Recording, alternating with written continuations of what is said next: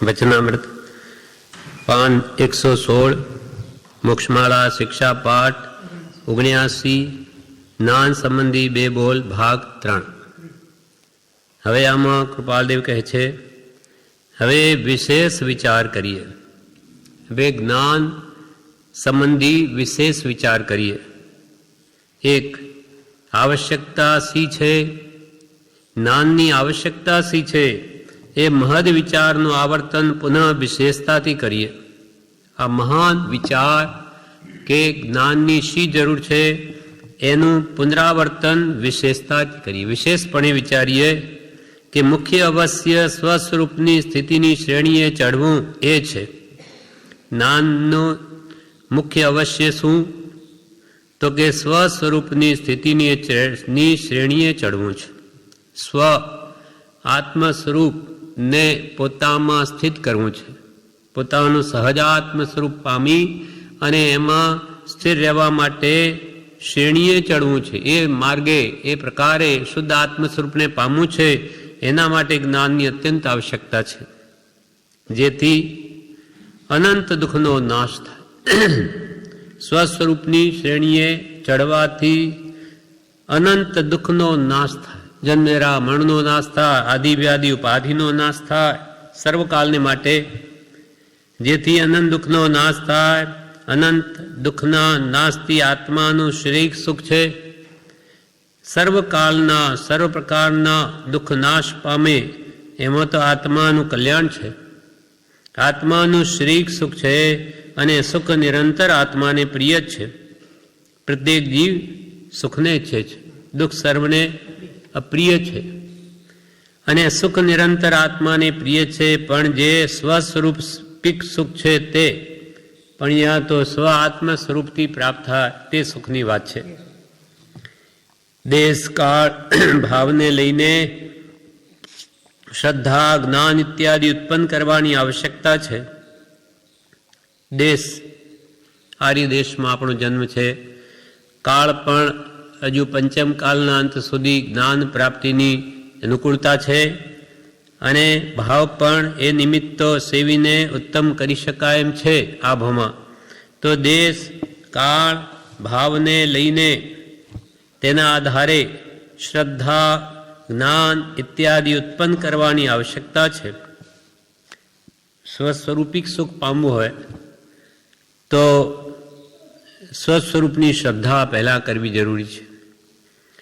પછી તેનું જ જ્ઞાન, આત્માનું જ જ્ઞાન અને તેમાં જ ઇત્યાદિ એટલે ચારિત્ર ધર્મ, તેમાં જ રમણતા કરવાની આવશ્યકતા છે. આત્માનું સુખ પામવું હોય તો આત્મા સંબંધી જ્ઞાન મેળવવું, તેની શ્રદ્ધા કરવી અને તેમાં રમણતા કરવી, જગત વિષ્ણુ વિસ્મૃતિ કરીને સતના ચરણમાં રહેવું. એમ દેશકાળ ભાવને લઈને શ્રદ્ધા જ્ઞાન ઇત્યાદિ ઉત્પન્ન કરવાની આવશ્યકતા છે. સમ્યક ભાવ સહિત ઉચ્ચ ગતિ, સમ્યક ભાવથી ઉચ્ચ ગતિ થાય. સમ્યક ભાવ સહિત ઉચ્ચ ગતિ, ત્યાંથી મહાવિદેહમાં માનવદેહ જન્મ, ત્યાં સમ્યક ભાવની પુનઃ ઉત્પત્તિ, તત્વજ્ઞાનની વિશુદ્ધતા અને વૃદ્ધિ, છેવટે પરિપૂર્ણ આત્મસાધન જ્ઞાન અને તેનું સત્ય પરિણામ કેવળ સર્વ દુઃખનો અભાવ એટલે અખંડ અનુપમ અનંત શાશ્વત પવિત્ર મોક્ષની પ્રાપ્તિ. એ સઘળા માટે થઈને જ્ઞાનની આવશ્યકતા છે. શા માટે જ્ઞાન મેળવવું? તો કે સમ્યક ભાવથી આત્માની ઉન્નતિ થાય અને અસમ્યક એટલે મિથ્યા ભાવથી આત્માનું પતન થાય, દુર્ગતિમાં જાય. માટે આત્મા ઉચ્ચ ગતિને પામે તેના માટે જ્ઞાનની આવશ્યકતા. અને ઉચ્ચ ગતિ પામી શુભ ભાવોથી શુદ્ધના લક્ષે ત્યાંથી પછી મહાવિદેહ ક્ષેત્રમાં જન્મ થાય. ત્યાં મહાપુરુષનો યોગ હોવાથી સમ્યક ભાવની પુનઃ ઉત્પત્તિ થાય. ત્યાં એમના નિમિત્તે તત્વજ્ઞાનનું શ્રવણ કરી અને પોતાનું આત્મજ્ઞાન વિશેષ વિશુદ્ધિ પામે. તત્વજ્ઞાનની વિશુદ્ધતા અને વૃદ્ધિ અને એ મેળવેલું જ્ઞાનની ઉત્તમ વૃદ્ધિ કરે જ્ઞાનની, અને છેવટે પરિપૂર્ણ આત્મસાધન જ્ઞાન ઉપજાવે, કેવળ જ્ઞાન. એટલે અહીંયા સમ્યક દર્શન પામી વ્યવહાર કે નિશ્ચય, ત્યાંથી દેવલોકમાં જન્મ, ત્યાંથી ફરી મહાવિદેયમાં જવું, ત્યાં પુનઃ ઉત્તમ ભાવોની ઉન્નતિ, તત્વજ્ઞાનની વિશુદ્ધિ વૃદ્ધિ અને છેવટે પૂર્ણ આત્મ જ્ઞાન અર્થાત કેવળ જ્ઞાન. અને તેનું સત્ય પરિણામ શું? કેવળ સર્વ દુઃખનો અભાવ. કેવળ જ્ઞાન થઈ સર્વઘાતિયા કર્મ નાશ પામે અને એના ફળમાં એના બધા દુઃખનો નાશ થાય. એટલે પછી શું? સર્વ પ્રકારના કર્મ નાશ પામવાથી એને શું કયું સુખ ઉત્પન્ન થાય? સ્વાભાવિક આત્મસુખ. અને એ અખંડ, અનુપમ, અનંત, શાશ્વત એ સુખ છે. અને એથી જીવનો પવિત્ર એવો મોક્ષ થાય, સર્વકાલને માટે મોક્ષમાં બિરાજમાન થાય છે. પહેલાં મોક્ષ આ સર્વ કશાય ભાવો કે ઘાતિયા કર્મ જવાથી આત્મામાં પ્રગટ થાય અને અંતે આયુષ્ય કર્મ પૂરું થયે એ મુક્તિને પામે છે. એ સઘળા માટે થઈને જ્ઞાનની આવશ્યકતા છે. એટલે આત્મજ્ઞાન પામવા માટે જ્ઞાનની જરૂર, અને ત્યાંથી પણ આગળ વધીને ઠેઠ કેવળ જ્ઞાન અથવા મુક્તિ મેળવવા માટે પણ જ્ઞાનની તો અત્યંત આવશ્યકતા છે. વિવેચનમાં કે છે, હવે વિશેષ વિચારપૂર્વક બીજા 6 પ્રશ્નોના ઉત્તર આપે છે. તેમાં પરિપૂર્ણ કેવળ જ્ઞાન પામવાની આવશ્યકતા છે. પહેલાના પાઠોમાં તો સમ્યક દર્શન પામવાની અપેક્ષા હતી, પણ હવે તો કેવળ જ્ઞાન પામવાની અપેક્ષા છે. આવશ્યકતા શી છે? તેનો વિશેષ વિચાર હવે કરે છે કે જ્ઞાન પ્રાપ્ત કરીને શું કરવું છે? તો કે આત્મજ્ઞાન પ્રાપ્ત કરીને આત્મા દિવસે દિવસે સ્થિર થતો જાય, સ્વસ્વરૂપ સ્થિરતાની શ્રેણીએ ચડતો જાય, જેથી અનંત દુઃખનો નાશ થઈ આત્મા શ્રેયિક સુખ એટલે મોક્ષ સુખ, શ્રેયિક સુખ એટલે મોક્ષ સંબંધી સુખ કે જે સ્વસ્વરૂપિક સુખ છે તેને તે પ્રાપ્ત થાય, તેને તે પામે. દેશકાળ ભાવને લઈને શ્રદ્ધા જ્ઞાન વગેરે ઉત્પન્ન કરે, આપણને કાળ અનુકૂળ, દેશ અનુકૂળ. હવે સત્પુરુષના વચન બળે જો ભાવોની શુદ્ધિ કરે તો આત્મશ્રદ્ધા, 6 પદની શ્રદ્ધા, 6 દ્રવ્યની શ્રદ્ધા, 7 તત્વ કે 9 પદાર્થની શ્રદ્ધા, અનુજ્ઞાન વગેરે ઉત્પન્ન કરે તો સમ્યક ભાવ સહિત અહીં આપણું સમાધિમરણ થાય. અને એ સમાધિમરણ કરીને જીવ ઉચ્ચ દેવગતિ પામે. ત્યાંથી મહાવિદેય જેવા ક્ષેત્રે જન્મે, ત્યાં ફરીથી સમ્યક ભાવની ઉન્નતિ થાય અને ત્યાં તત્વજ્ઞાનની વિશુદ્ધતા કરતા સંશય, વિમોહ અને વિભ્રમ વગેરે દોષો ટાળી શુદ્ધ જ્ઞાનની વૃદ્ધિ કરે. ત્યાં બધી શંકાઓનો સર્વથા નાશ કરી ક્ષાયક સંકિત પામી, વિમોહ વિશેષ પ્રકારે મોહને પાતળો પાડે, ભ્રાંતિ સર્વનાશ પામે અને શુદ્ધ જ્ઞાનની વૃદ્ધિ કરીને કેવળ જ્ઞાન શુદ્ધ કેવડી થાય. શુદ્ધ જ્ઞાનની વૃદ્ધિ કરે અને શુદ્ધ કેવડી વગેરે થાય. તેથી છેવટે પરિપૂર્ણ આત્મસાધન જ્ઞાન એટલે કેવળ જ્ઞાન પ્રગટે અને તે ભવે સર્વ કર્મ ક્ષય કરી મોક્ષે જવાય. એ બધું થાય સાથી જ્ઞાનથી. માટે જ્ઞાન પ્રાપ્ત કરવાની આવશ્યકતા છે. સમ્યક જ્ઞાનનું બળ ન વધારે તો એ આત્મજ્ઞાન પણ ન પામે. વિચાર વિના જ્ઞાન થાય નહીં. અને આત્મજ્ઞાન ન પામે જે કેવળ જ્ઞાનનું બીજ છે તો કેવળ જ્ઞાન પણ ઉત્પન્ન ન થાય. માટે એ બધું કે થાય સાથી તો કે જ્ઞાનથી, સમ્યક જ્ઞાનથી, ભગવાનના ઉપદેશથી દર્શનમો નાશ થાય. અને બોધ વિતરાગતા અચૂક ઉપાયમ, મોક્ષ પામવાનો, સર્વ કર્મને હણવાનો અચૂક ઉપાય, મોહની કર્મને હણવાનો, દર્શન મોહને હણવાનો બોધ, ચારિત્ર મોહને હણવાનો ઉપાય વિતરાગતા. તો આ રીતે સમ્યક જ્ઞાનના બળે ઠેઠ સંકિત પ્રાપ્ત કરીને મોક્ષ સુધી પહોંચી શકે છે. માટે જ્ઞાનની અત્યંત આવશ્યકતા છે. હવે જ્ઞાન સંબંધી 2 બોલમાં કૃપાલદેવ આગળ કહે, એ જ્ઞાનના ભેદ કેટલા છે એનો વિચાર કહું છું. એ જ્ઞાનના કેટલા પ્રકાર? તો કે જ્ઞાનના ભેદ અનંત છે. પણ સામાન્ય દ્રષ્ટિ સમજી શકે એટલા માટે થઈને સર્વજ્ઞ ભગવાને મુખ્ય 5 ભેદ કહ્યા છે. તે જેમ છે તેમ કહું છું. પ્રથમ મતિ, દ્વિતીય શ્રુત, તૃતીય અવધિ, ચતુર્થ મનપર્ય અને 5મું સંપૂર્ણ સ્વરૂપ કેવળતા. એના પાછા પ્રતિભેદ છે. તેની વળી અતિન્દ્રિય સ્વરૂપે અનંત ભંગજાળ છે. આમ તો અનંત ભેદ, પણ 5 ભેદ મુખ્ય છે. વિવેચનમાં કહે, જ્ઞાનના ભેદ કેટલા છે? ઓછા વત્તા જ્ઞાનની અપેક્ષાએ તો જ્ઞાનના અનંત ભેદ છે. પણ મતિ, શ્રુત, અવધિ, મનપર્ય અને કેવળ એ જ્ઞાનના મુખ્ય 5 ભેદ છે. તે મોક્ષના કારણરૂપ છે. અને જ્યાં સુધી આપણે આત્મજ્ઞાન ન થાય ત્યાં સુધી મતિ, શ્રુત જે આપણને છે તે પણ અજ્ઞાન રૂપે છે. મતિ અજ્ઞાન, શ્રુત અજ્ઞાન અને વિભંગ એટલે કુઅવધિ એ 3 અજ્ઞાન રૂપે હોય છે, જ્યાં સુધી જીવ આત્મજ્ઞાન ન પામે ત્યાં સુધી. અને આત્મજ્ઞાન થતાં જે અજ્ઞાન રૂપ છે તે જ્ઞાન રૂપ થઈ જાય છે. કેવળ જ્ઞાન પ્રાપ્ત કરવા માટે મુખ્યપણે જરૂરના મતિ અને શ્રુત છે. મતિ જ્ઞાન ને શ્રુત જ્ઞાન કેવળ જ્ઞાન પામવા માટે જરૂરના છે. અવધિ જ્ઞાન, મનોપર્ય જ્ઞાન હો કે ન હો એ આવશ્યક નથી, પણ મતિ શ્રુતની નિર્મળતા તો જોઈએ જ. એનાથી કેવળ જ્ઞાન પ્રગટે છે. તેમાં પણ ભગવાનના વચનરૂપ આગમ ભણે તે તો કે છે દ્રવ્યશ્રુત છે. ભગવાનના આપણે વચનો વાંચીએ, વિચારીએ તે દ્રવ્યશ્રુત.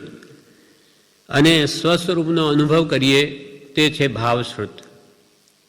એ રીતે સત્પુરુષના વચનોથી શ્રુત કેવળી થઈ અને કેવળ જ્ઞાન પ્રગટ કરે.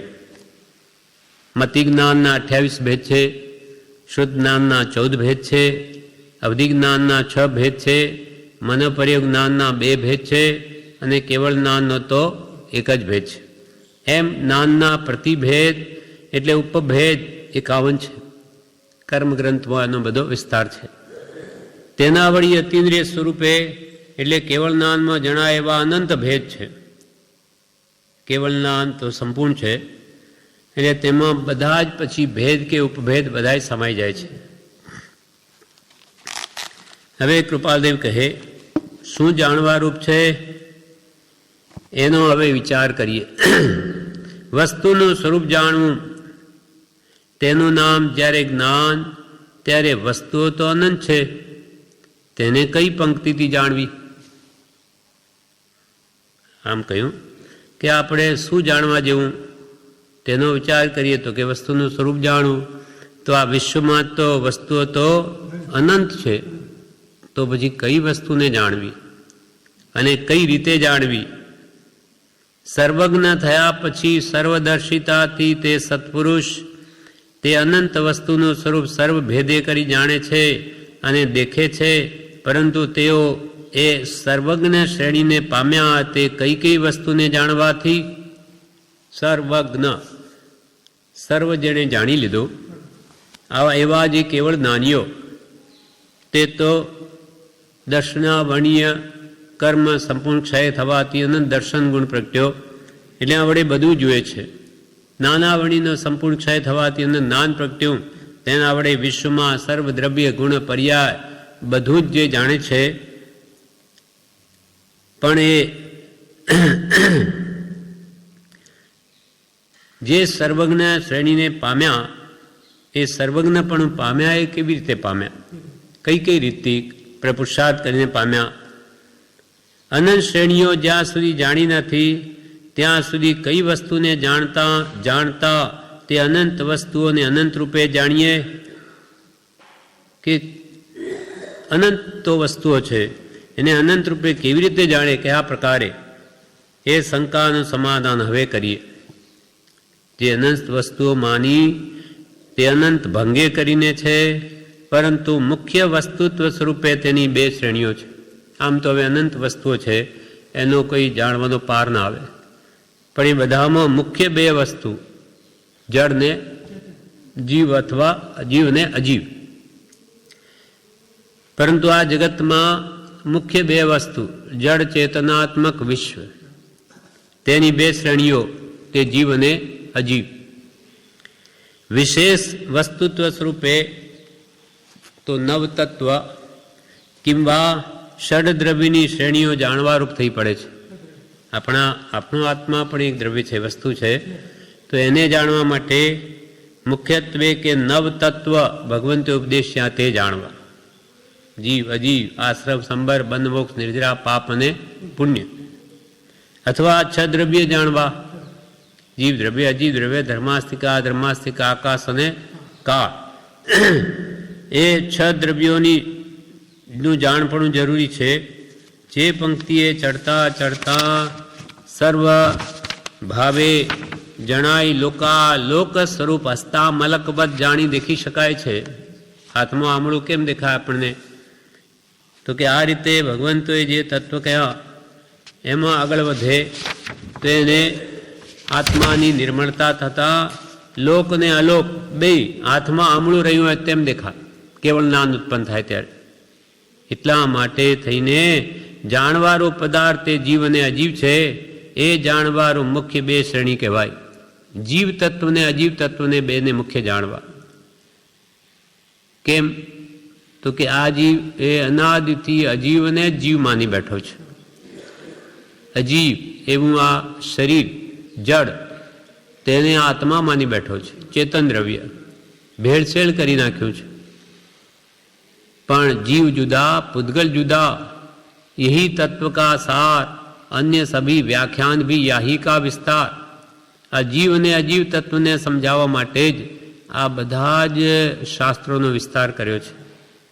કેમ કે એની વાત સમજાતી નથી, એટલે અનેક નયથી, નિક્ષેપથી, પ્રમાણથી, દ્રષ્ટાંતથી વાત કોઈ રીતે આ જીવ સમજે એમ નાની પુરુષોએ પ્રયત્ન કર્યો છે. તો પછી આ સ્વસ્વરૂપમાં સ્થિતિ કરે, નહીં તો આ પરને જ પોતાનું સ્વરૂપ માની બેઠો છે. વિવેચનમાં કહે છે, જ્ઞાનના કેટલા ભેદને શું જાણવા રૂપ છે અને તેને કઈ પંક્તિથી જાણવું? તો કે વસ્તુનું સ્વરૂપ જાણવા રૂપ છે. જેમ કે શરીર એક વસ્તુ છે, જડ વસ્તુ, તેનું શું સ્વરૂપ એ પણ જાણવા યોગ્ય. અને એમાં રહેલો આત્મા ચેતના લક્ષણવાળો, જ્ઞાન દર્શન ચેતના લક્ષણવાળો, એનું શું સ્વરૂપ એ પણ જાણવા યોગ્ય છે. તો એને જણાશે કે જ્ઞાન ચેતના દર્શન ચેતના એ તો સાવ જડ એવા શરીર ધર્મોથી સાવ જુદા છે. જે જાણ કરે, જોજો કરે આત્મા, જે કોઈ કાળે જોઈ ન શકે, જાણી શકે એવું જડ, એવો શરીર, તો એના ગુણધર્મો સાવ ભિન્ન. આ બે કેવી રીતે હોઈ શકે? ન જ હોઈ શકે. એમ બંનેના મૂળ તત્વને ઊંડાણથી વિચારે તો એને ખબર પડે કે બે સાવ ભિન્ન વસ્તુ છે. જે દેહાદિથી ભિન્ન આત્મા, જડ ચેતનનો ભિન્ન છે કેવળ પ્રગટ સ્વભાવ, એકપણું પામે નહીં ત્રણેય કાળ દ્વય ભાવ. પણ ભાષ્યો દેહા ધ્યાસથી આત્મા દેહ સમાન, પણ તે બંને ભિન્ન છે. પ્રગટ લક્ષણે લક્ષણ કે જુઓ તો સાવ બે ભિન્ન ભાષે, અથવા પણ તે બંને ભિન્ન છે. જેમાં અસીને મ્યાન, આપણને તો મ્યાન એટલે તલવારનું ખોખું જ દેખાય, પણ એના અંદર તલવાર રહેલી છે, પણ તે મ્યાનથી જુદી છે. તેમ વિચારે તો કે મારો આત્મા પણ આ દેહથી જુદો છે. કેમ કે બંનેના ગુણધર્મ સાવ જુદા છે. શું જાણવા રૂપ છે? એને કઈ પંક્તિથી જાણવું? તો કે વસ્તુનું સ્વરૂપ જાણવા યોગ્ય છે. તો કે આત્મા એક વસ્તુ છે, એને હું છું, મારે મને જ જાણું, બીજાને શું કામ જાણું? તો કે જે પરમ તે આત્મબુદ્ધિ કરી માટે એનું સ્વરૂપ પણ જાણ.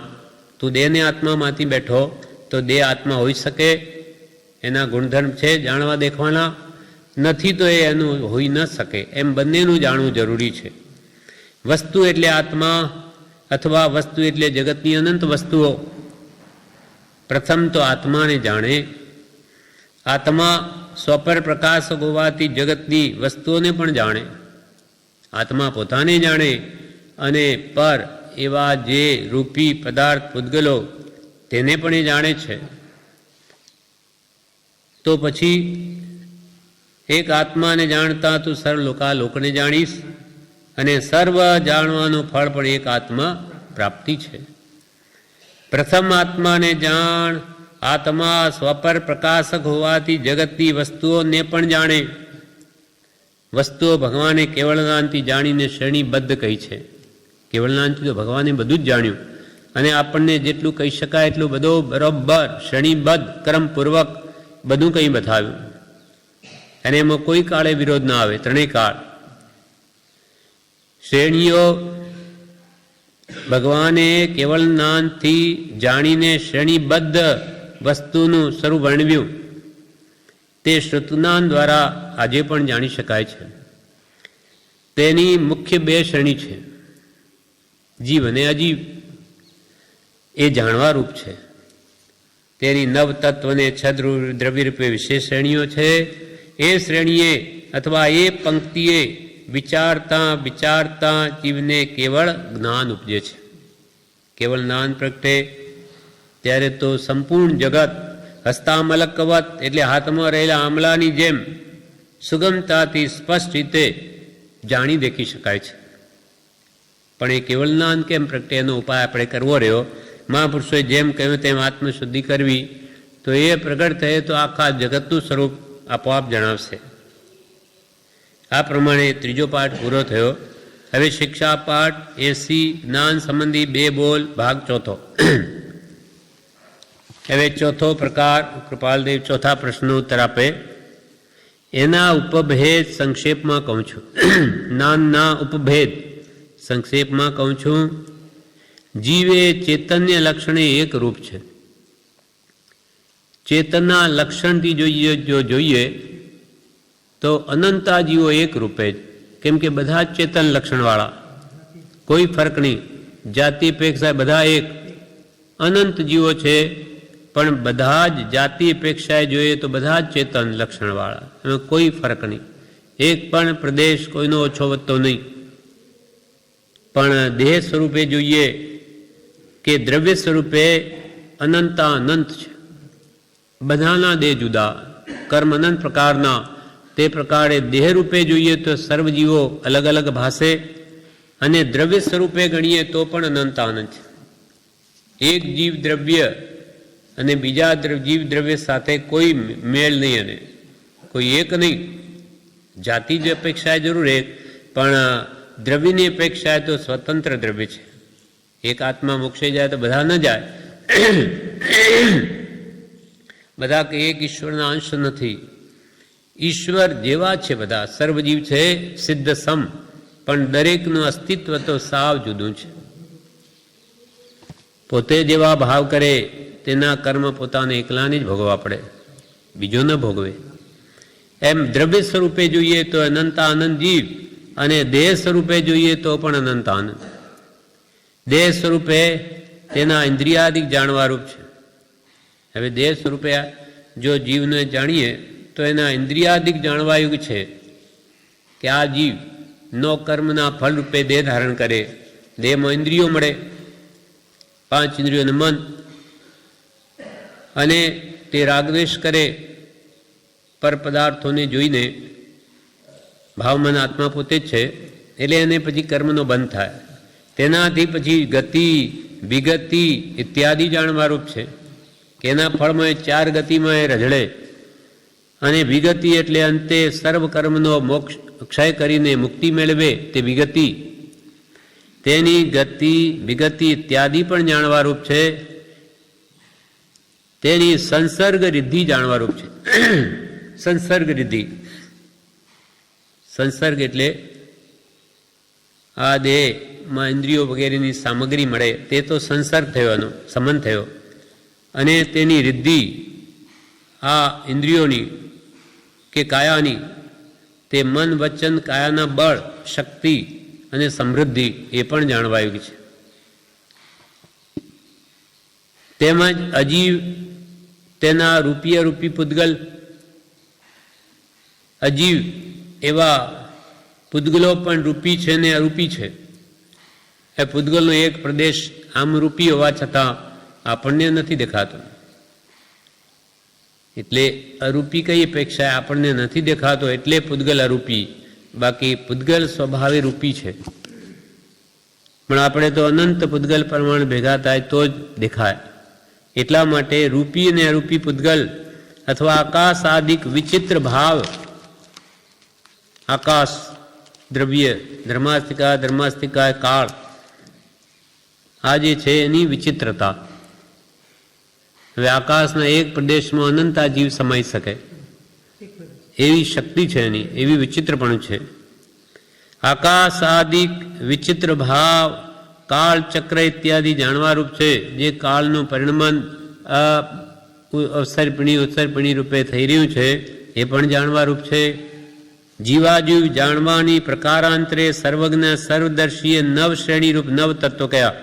જીવને અજીવ એ જાણવા માટે સર્વજ્ઞ ભગવંતોએ કે સર્વદર્શીઓએ, એ કેવળ જ્ઞાનીઓએ બધું જાણી જોઈને એની નવ શ્રેણી રૂપે નવ તત્વો કહ્યા છે. તે જીવ, અજીવ, પુણ્ય, પાપ, આશ્રવ, સંબર, નિર્જરા, બંધ, મોક્ષ, આ નવ તત્વો. એમાંના કેટલાક તો ગ્રહરૂપ, કેટલાક જાણવારૂપ, કેટલાક ત્યાગવારૂપ છે. સઘળાએ તત્વ જાણવારૂપ તો છે જ, એમાંથી અમુક તત્વો તો ગ્રહણ કરવા યોગ્ય છે. જીવ તત્વ, ને સંબર, નિર્જરા, જીવ અને મોક્ષ એ ગ્રહણ કરવા યોગ્ય છે. અને શુદ્ધ ભાવમાં જવા માટે પુણ્ય પણ ગ્રહણ કરવા યોગ્ય છે, શુદ્ધ ભાવના લક્ષ્ય. અને પાપ, આશ્રવ, બંધ, અજીવ તત્વ એ ત્યાગવા યોગ્ય છે. અને જાણવા યોગ્ય તે બધા જ છે. જીવ, અજીવ, પુણ્ય, પાપ, આશ્રવ, સંબર, બંધ, મોક્ષ, નિર્જરા, એમાંના કેટલાક ગ્રહરૂપ, કેટલાક જાણવારૂપ, કેટલાક ત્યાગવારૂપ, સઘળાએ તત્વો જાણવારૂપ તો છે જ. વિવેચનનો કહે છે, જાણવા યોગ્ય વસ્તુના ઉપભેદ કેટલા છે તે કહે છે કે બધા જીવ ચૈતન્ય લક્ષણે તો એક રૂપ કહેવાય, પણ દેહ સ્વરૂપે અને દ્રવ્ય સ્વરૂપે તો અનંત અનંત છે. તે દરેકની ગતિ એટલે સંસારમાં થતા જન્મ મરણ અને વિગતિ એટલે મોક્ષ, તે સંબંધી જાણવા યોગ્ય છે કે આ સંસારો મારા જન્મ મરણ કેવી રીતે થઈ રહ્યા, એનું શું કારણ, અને એ જન્મ મરણને કેમ દૂર કરવા, નાશ કરવા, અને વિગતિ એટલે મોક્ષ મેળવવો, મુક્તિ મેળવવી, એ બધું જ જાણવા આવ્યું છે. દેહ સ્વરૂપે આત્મા કેવી રીતે નવા નવા દેહને ધારણ કરે, એના કયા કારણો છે, રાગ, દ્વેષ, અજ્ઞાન વગેરે કશાય ભાવો એ જાણવા યોગ્ય છે. ઇન્દ્રિયાદિક પણ જાણવા યોગ્ય છે. તેથી વધતા વધતા 5 ઇન્દ્રિય જીવ કેવી રીતે પામે, નિગોદમાં મૂળ હોય ત્યાંથી એકેન્દ્રિય, બેન્દ્રિય થાય, તેન્દ્રિય, ચોરેન્દ્રિય, પંચેન્દ્રિય થાય, તો એ કેવી રીતે થાય? વધતા વધતા 5 ઇન્દ્રિય અને મન વગેરે મળે, તે તેની સંસર્ગ રિદ્ધિ એટલે સર્જનની રિદ્ધિ જાણવા યોગ્ય છે. સંસર્ગ એટલે દેહ, ઇન્દ્રિય વગેરે સામગ્રી, અને રિદ્ધિ એટલે મન, વચન, કાયાના બળ, શક્તિ, સમૃદ્ધિ. જેવા ભાવ કરે તેવા કર્મ બંધાય. આપણને આ બધા જુદા જુદા યોનિમાં જન્મ લેવો પડે, એનું કારણ શું? ભાવ. ના, નર્કના બધા પંચેન્દ્રિય હોય, નિગોદના એકેન્દ્રિય જીવો. હા, હવે એ બધા જીવો જેવા ભાવ કરે તેવા કર્મ બંધા, અને પછીથી તેને અનુસરીને સર્જન થાય. આપણે જેવા ભાવો આ ભાવમાં કરીશું તે કર્મને અનુસારે જ આપણો નવો દેહ, નવા દેહનું સર્જન થશે. તેમજ અજીવમાં રૂપી પૂતગલ દ્રવ્ય, તેમ અજીવમાં રૂપી પૂતગલ વડે બધી રચના કેવી રીતે થાય તે કર્મગ્રંથ વગેરેથી જાણવા આવ્યું છે કે આ રૂપી એ પૂતગલ દ્રવ્યમાંની જે રચના થાય, આપણને આ શરીર મળ્યું, નામ કર્મથી નવા નવા દેહ ધારણ કરવા પડે, એ પણ કેવી રીતે છે તે પણ કે કર્મગ્રંથથી જાણવા આવ્યું છે. અને અજીવમાં, અરૂપી દ્રવ્યોમાં અનંત આકાશ આદિ જાણવા રૂપ છે કે આ બધું કેવી રીતે રચના છે, આ વિશ્વનું શું સ્વરૂપ છે, લોકાકાશ કેમ છે, અલોકાકાશ કેવી રીતે છે, એ બધું જાણવા યોગ્ય છે. કાળ ચક્ર અવસર્પિણી ઉત્સર્પિણી મળીને એક કાળ ચક્ર થાય. 10 કોડાકોડી સાગરોપમની ઉત્સર્પિણી, 10 કોડાકોડી સાગરોપમની અવસર્પિણી બે મળીને એક કાળ ચક્ર થાય. અને તે કાળ ફરે તેમ બધું ફરે છે. તેના પણ નિયમો જાણવા યોગ્ય છે. જીવ અજીવના સંયોગ જનિત બાકીના તત્વો, એક તો જીવ દ્રવ્ય ને અજીવ દ્રવ્ય, એ બેના મિશ્રણ થવાથી બાકીના તત્વો ઊભા થયા. જીવ અજીવનો બેનું મિશ્રણ થવાથી જ આશ્રવ, સંબર, બંધ, મોક્ષ, નિર્જરા, પાપ અને પુણ્ય તત્વો બનેલા છે. એમાં મોક્ષને આ બધા તત્વોને હે ઉપાદેય રૂપે વિચારવા, દરેક તત્વને જુદી શ્રેણી રૂપે વિસ્તારથી વિચારી શકાય. વિસ્તારથી એક એક પાપ શું, પુણ્ય શું, આશ્રવ કેવી રીતે થાય, બંધ કેવી રીતે થાય, સંબર કેમ કરવો, નિર્જરા કેમ કરવી, મુક્તિ કેમ મેળવવી, એ બધા જ તત્વોને, જીવ તત્વ વગેરેનું વર્ણન એક એક એને વિસ્તારથી એનો શ્રેણી રૂપે ક્રમપૂર્વક કરી શકાય. કેમ કે એનો ઘણો વિસ્તાર છે. પણ આ બધું જાણવાની આવશ્યકતા છે. આ ઉપભેદ છે જ્ઞાનના. જ્ઞાનમાં આવા બધા જે પ્રકારો છે તે બધા જ જાણવા. કેમ કે આ જીવ કેવી રીતે અનંત દુઃખને પામે છે અને એ બધા દુઃખને ભેડીને અનંત સુખ કેવી રીતે મેળવવું, એ બધી રીતિઓ જ્ઞાનીઓએ ઉપદેશમાં કહ્યું કે શાસ્ત્રો લખીને બતાવી છે. તે બધું જાણવું. જાણવા વગર તો કેવી રીતે શ્રદ્ધા થાય, અને શ્રદ્ધા વગર કેવી રીતે એના વર્તનમાં આવે, માટે સૌથી પહેલાં જાણવું તો અત્યંત આવશ્યક છે. શ્રવણે નાણે વિજ્ઞાને, શ્રવણથી જ્ઞાન થાય અને જ્ઞાનથી જ વિજ્ઞાન થાય. હવે કૃપાલદેવ પાંચમા પ્રશ્નનો જવાબ કહે છે, જાણવાના સાધન કયા કયા? તો કે સામાન્ય વિચારમાં એ સાધનો જો કંઈ જાણ્યા છે, તો પણ હવે વિશેષ કંઈ જાણીએ. ભગવાનની આજ્ઞા અને તેનું શુદ્ધ સ્વરૂપ યથા તથ્ય જાણવું. હવે આમાં બધાનો સાર કહે છે કે ભગવાનની જે આજ્ઞા છે અને ભગવાનનું જે શુદ્ધ સહજાત્મ સ્વરૂપ છે તેને તો યથા તથ્ય જાણવું. ભગવાન કોણ?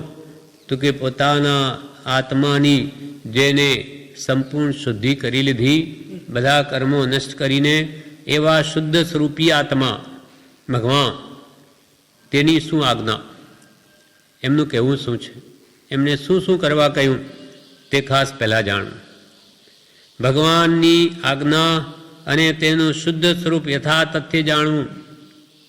સ્વયં તો કોઈક જ જાણી શકે છે. કોઈ પૂર્વના આરાધક હોય તો એને પૂર્વ આરાધનાથી એને સ્મૃતિમાં આવીને સ્વયં જાણી શકે. બાકી તો કોઈ કાળે કોઈ પણ જીવ ગુરુ વગર જ્ઞાન થાય જ નહીં. ભગવાન તીર્થંકરોને પણ ત્રીજે ભવે તો પહેલાં ગુરુ હોય છે, ભલે તે ભવમાં ન હોય, પણ ગુરુ વગર તો પોતાનું જે અગમ અગોચર સ્વરૂપ છે એ જણાય જ નહીં. હા, નિર્વાણ માર્ગ અગમ અગોચર છે, એટલે ગુરુ વગર તો કોઈ ન જાણી શકે. સ્વયં કોઈક જ જાણી શકે છે, નહીં તો નિર્ગ્રંથ જ્ઞાની ગુરુ જણાવી શકે. આત્માનું શુદ્ધ સહજાત્મ સ્વરૂપ કેવું, તે જે જ્ઞાની પુરુષે અનુભવ્યું તે જ્ઞાની ગુરુ જ બતાવી શકે. નિર્ગ્રંથ જ્ઞાની, તેની મોહ ગ્રંથિ હણાઈ ગઈ તે નિરાગી જ્ઞાતા સર્વોત્તમ છે. નિરાગી જ્ઞાતા એ સર્વોત્તમ ગુરુ છે. એટલા માટે શ્રદ્ધાનું બીજ રોપનાર કે તેને પોષનાર ગુરુ એ સાધનરૂપ છે. આપણે જે આત્માનું તત્વ જાણવું હોય અને સુખ સ્વરૂપ કેવી રીતે મેળવી શકાય, તો એના માટે સદગુરુ જોઈએ. કેમ કે એ શ્રદ્ધાનું બીજ આપણા અંદર રોપે છે. એ આપણને તત્વનું વાસ્તવિક સ્વરૂપ સમજાવે, તેથી આપણને એના પ્રત્યે શ્રદ્ધા થાય. એટલા માટે શ્રદ્ધાનું બીજ રોપનાર કે તેને પોષનાર ગુરુ એ સાધનરૂપ છે. એ સાધનાદિકને માટે સંસારની નિવૃત્તિ એટલે શમ દમ બ્રહ્મચર્યાદિક અન્ય સાધનો છે એ સાધનો પ્રાપ્ત કરવાની વાટ કહીએ તો પણ ચાલે. માનો કે આપણને પરમ કૃપાળદેવ જેવા સાચા ગુરુ મળી ગયા, એથી પણ જો આપણી યોગ્યતા ન હોય તો શ્રદ્ધાનું બીજ ન રોપાય. એટલે આપણી પણ એના માટે યોગ્યતા જોઈએ. ખાલી એકલા જ્ઞાની મળે જ કામ નથી થતું. એટલે અહીંયા કહે છે કે શ્રદ્ધાનું બીજ રોપનાર કે તેને પોષનાર ગુરુ તે સાધનરૂપ છે, એ બરોબર, પણ એ સાધનાદિકને માટે સંસારની નિવૃત્તિ જોઈએ. હા, બળવાન ઉપાદાન જોઈએ. નિમિત્ત તો મળ્યું, હવે ઉપાદાન આપણું બળવાન ન હોય, એટલે વસ્તુ કોઈ આપણને આપે પણ પાત્ર જ ન હોય, પોતે પાત્ર ન બને તો કંઈ ન લાભ થાય. એમ હવે કહે છે કે પોતાની પણ નિવૃત્તિ જોઈએ. સાની? એટલે સમ દમ બ્રહ્મચર્યાદિક અન્ય સાધનો છે આ જોઈએ. આપણે જો આત્મજ્ઞાન આપનાર ગુરુ મળ્યા પણ આપણામાં યોગ્યતા ન હોય, સમભાવની કષાયનું શમન, દમ ઇન્દ્રિયોનું દમન, અને બ્રહ્મચર્યાદિક એટલે બ્રહ્મચર્ય ત્યાગ વૈરાગ્ય સંયમ ન હોય તો જ્ઞાનીનો ઉપદેશ આપણામાં પરિણમે નહીં. એટલા માટે 7 વ્યસનના ત્યાગથી આપણી ચિત્તવૃત્તિ સ્થિર રહી શકે, એટલા માટે આપણને પહેલાં એનો ત્યાગ કરાવ્યો. કેમ કે ચરી પાડે તો રોગ નિર્મૂળ થાય. વૈદ્ય પાસે જઈએ કે ભાઈ રોગ શું છે, તો કે પિત્ત બહુ વધી ગયા, તો કે હવે તમે મરચાં ખાશો નહીં તો મારી દવા તમે મરચાં ખાઈ જશે. કેમ કે અંદરમાં મરચાં પિત્ત ઉત્પન્ન કરે કે ભાઈ હવે જે પિત્તો વધેલા એનું સમાવું, પણ નવા પિત્ત તમે ઊભા કરતા બંધ કરો પહેલાં.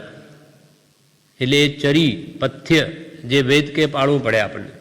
એવી રીતે કફ હોય તો કે ભાઈ મિષ્ટાન ઘી વગેરે ખાતા નહીં, વાયુ બહુ થયું તો વાયડા પદાર્થ ખાતા નહીં, એમ આ ચરી છે.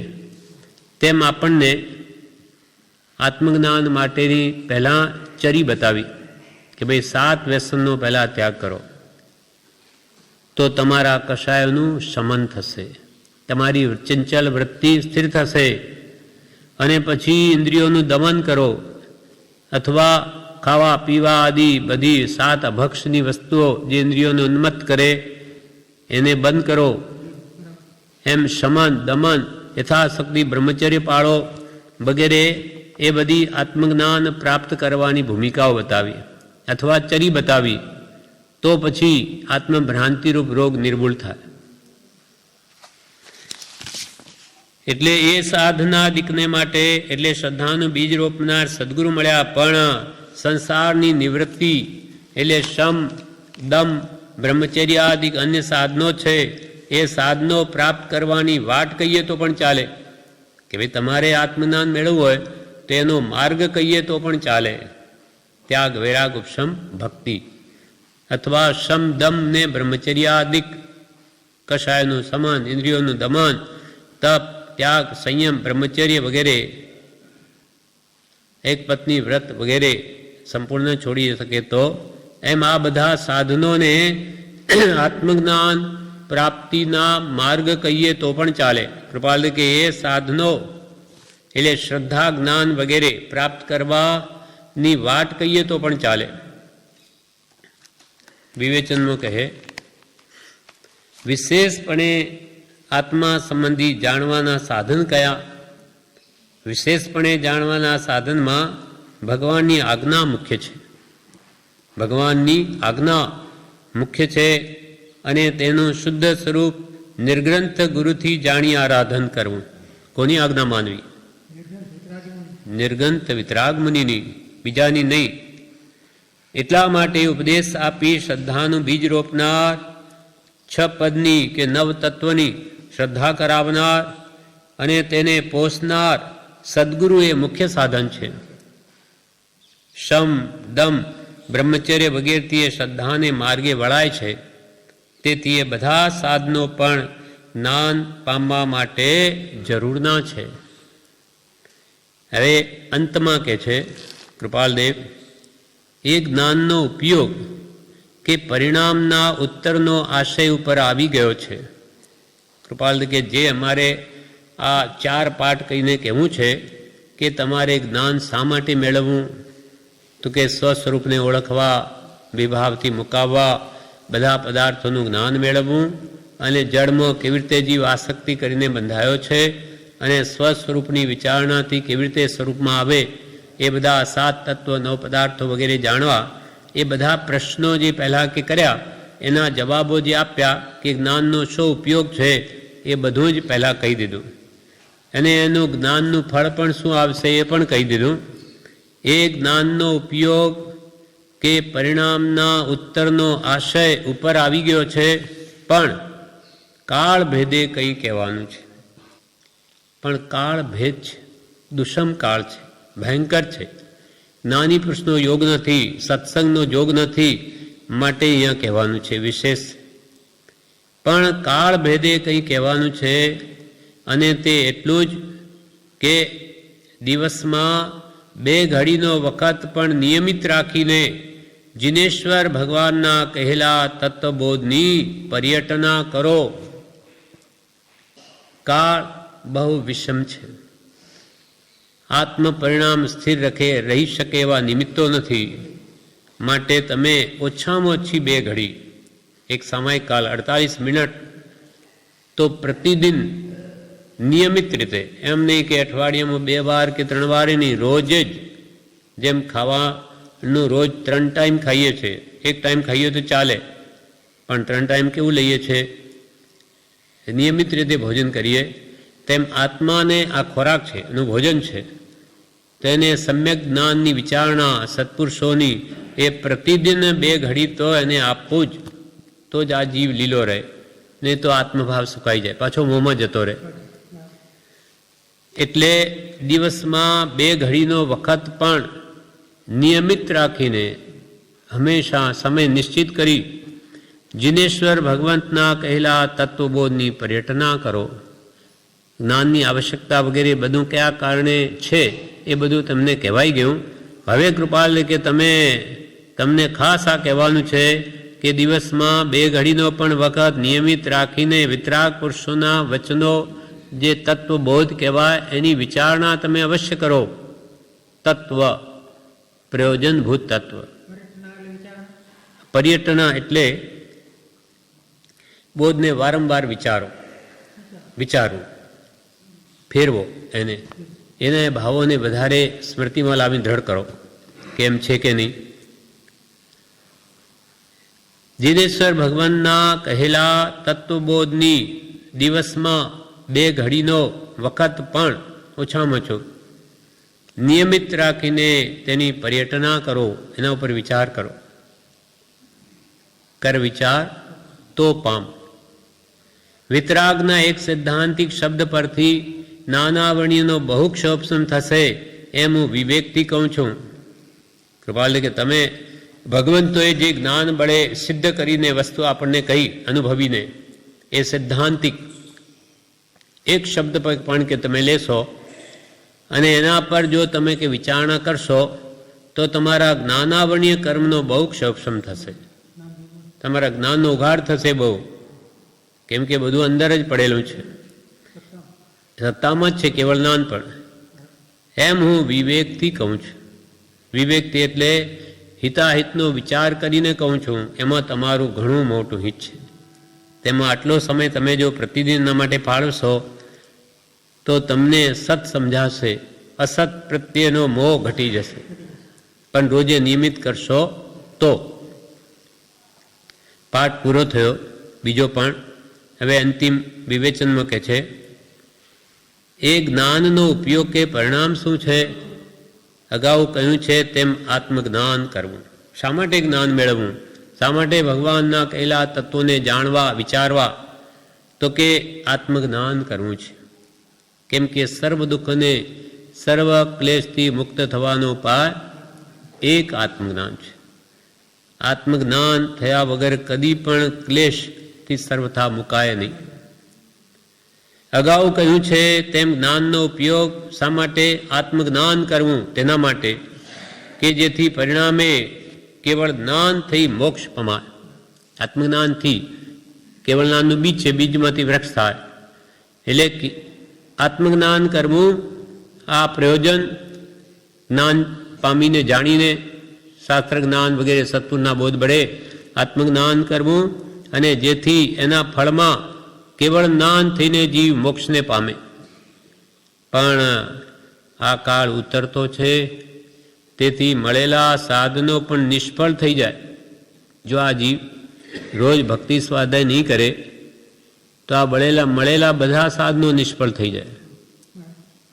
કેમ કે એની વૃત્તિ અનાદિથી વિભાવવાળી, રાગદેશવાળી, મોહવાળી, કષાયવાળી છે, અને એમાં જ પડ્યો રહે તો આ ભૂલાઈ જવાય. પછી એમાં રસ પણ ના આવે, કર્મનું આવરણ વધી જાય. પણ આ કાળ ઉતરતો છે, આ ઉતરતો કાળ છે, તેથી મળેલા સાધનો પણ નિષ્ફળ થઈ જાય. બધું મળ્યું તે પણ ભોગ જતું રહે. તેમ ન થવા દરરોજ ઓછામાં ઓછો 2 ઘડીનો કાળ તો નિયમિત રાખીને જીનેશ્વર ભગવાનના કહેલા તત્વબોધની પર્યટના કરો. આવો ભયંકર કાળ છે, માટે તમે 2 ઘડી 48 મિનિટો ઓછામાંથી જરૂર આત્મવિચારણા કરો, ભક્તિ સ્વાધ્યાય કરો નિયમિતપણે. તત્વબોધની પર્યટના કરો એટલે બોધને વારંવાર વિચારો. વીતરાગના એક સિદ્ધાંતિક શબ્દનો વિચાર કરતા નાના વર્ણીય કર્મનો ઘણો ક્ષેપતમ થશે, એ વાત વિવેકથી જોતા સત્ય છે. પોતે હિતાયતનો વિચાર કરે તો આ વાત એને પોતાને સત્ય જણાશે કે જરૂર હું રોજ સત્પુરુષના વચનોને વાંચું, વિચારું, ગોખું, લખું, ભક્તિ સ્વાધ્યાય કરું તો જરૂર મારો આત્મા શાંત રહે છે, એમ એને પોતાને જ અનુભવ થશે. અને જ્ઞાનાવણી કર્મનો ઘણો ક્ષપસમ થશે. અને આમ જ કરતાં કરતાં વસ્તુ વિચારત ધ્યાવતે મન પામે વિશ્રામ અને રસ સ્વાદત સુખ ઉપજે અનુભવ યાકોના. એમ કરતાં કરતાં એને આત્માનો અનુભવ થઈ જશે. અનુભવ થયો કે પછી એકવાર સ્વાદ આવી ગયો પછી છોડે નહીં, પછી તો કેવળ જ્ઞાન ક્યારે પ્રત્યે જ ભાવ રહે. આ પ્રમાણે જ્ઞાનની અત્યંત આવશ્યકતા છે. પ્રભુ કે પ્રભુ સમજણ એ જ સુખ, આણ સમજણ એ જ દુઃખ છે. અજ્ઞાનને લઈને બધું દુઃખ છે, અને સમ્યક જ્ઞાન તે બધું સવળું થઈ જાય. પછી દુઃખ આવે તો પણ એ સુખરૂપ ભાષે, સુખરૂપ થઈ પડે. કેમ કે આ દુઃખ આવે સારું, હવે કર્મો એટલા ઓછા થશે, પણ એ સમજણ આવેલી હોય તો. એટલે સર્વનો આધાર સમ્યક જ્ઞાન છે. બોધ બળે ભવતરીય એમ કહો, અથવા જ્ઞાન બળે ભવતરીય. એટલે જ્ઞાન અથવા સમ્યક જ્ઞાન અથવા સત્પુરુષનો બોધ એને જાણવાની અત્યંત આવશ્યકતા છે. આ પ્રમાણે આત્મજ્ઞાન પામવા કે કેવળ જ્ઞાન પામવા કે સર્વ દુઃખથી મુક્ત થવા માટે આ સમ્યક જ્ઞાન જરૂર વિચારો. આ પ્રમાણે જ્ઞાન સંબંધી 2 બોલ સંબંધના 4 પાઠ પૂરા થયા.